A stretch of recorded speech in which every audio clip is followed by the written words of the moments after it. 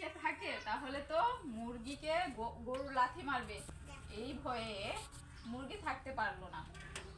ঠিক আছে, মুরগি এখানে থাকতেই পারলো না। এখন সে কি করবে? সে বলতেছে এখানে আমাকে লাথি মারবে। তারপর সে গিয়ে ঢুকলো রান্নাঘরে।